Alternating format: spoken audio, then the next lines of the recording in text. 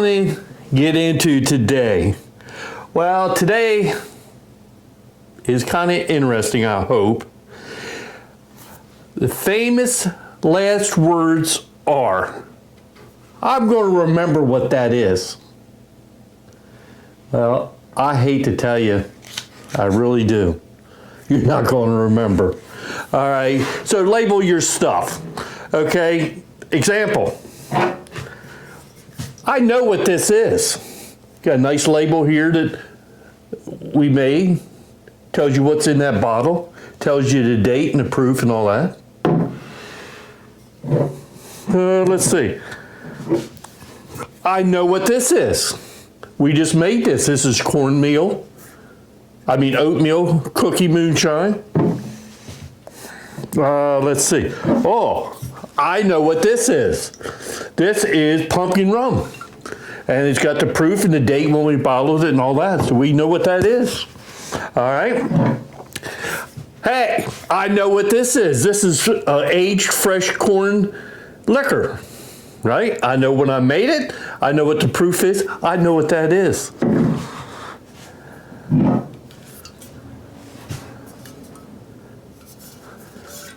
I don't know what this is. I don't. I was in the storage room there, fermentation room, and I was going through some stuff, and I said, what is that? You know, I said it when I bottled it. I'll remember. Remember them famous last words? You're not going to remember. But this is just a simple thing. What do you need on a label? Well, you got a couple choices of labels. Okay, you can make a nice label like that, be really proud for your friends, and you know what's in there. Or you can just use some painter's tape and a Sharpie. That works great too. At least I know what that is. All right.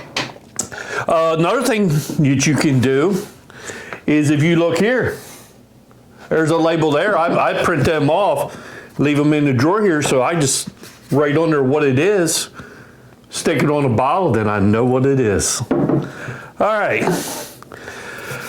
So what should you have on your label? Well, you need your name of whatever it is. You know, if it's and plus a little information, if it's a rum or if you named it, like this is pumpkin rum. All right, you can name it. I like to have what proof is on there. And of course the date, and I usually go by the date that I bottled it, okay? And what it is. Is it rum? Is it corn liquor? Is it oatmeal cookie moonshine? But I'm gonna tell you, anything written on there is better than nothing, right? So, like I said before, you can have painter's tape. How cheap could that be? It's fast and easy, all right? And we'll go back to the pre-made label, so but you need this before you even do that anyway. Or any nice label you want. Now my question is, what is this? Because I do not know.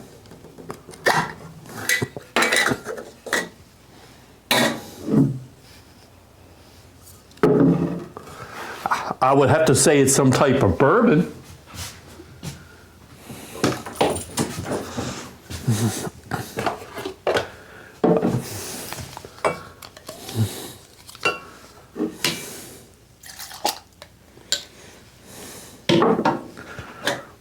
I mean, it still has the wood in there. I left the wood in there for a reason. I mean, it's a beautiful, real bronzy color. But there's wood chips still in the jar.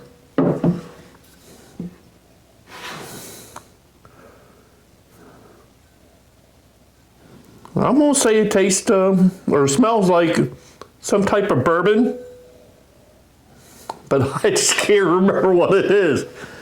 Let's see what it tastes like.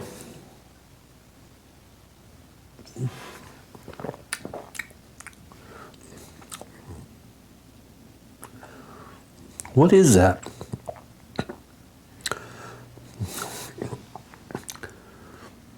tastes like bourbon.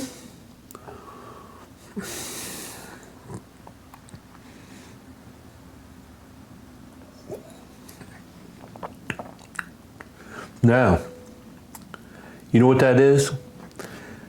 That's an aged rum. Wow. Yep, that's what it is. That's an aged rum. It's been on them oak chips. I don't know how long. Wow, that is, ooh. But it's, yeah, that's what that is. That is aged rum. I'm gonna put that in a bottle, making a mystery rum. Ooh, that is delicious though.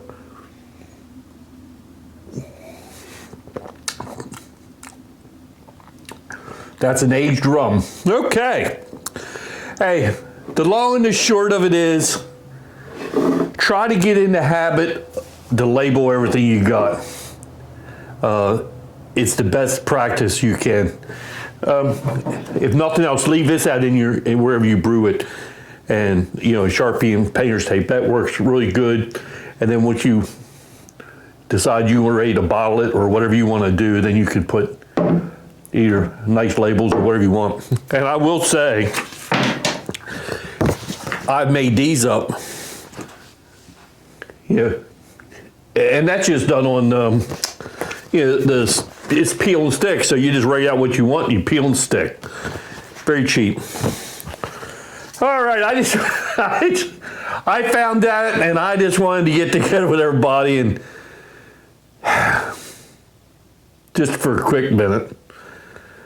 But yes, that's what that is. That's an aged rum. I don't know how old that is. Yep, it has that. It's Okay.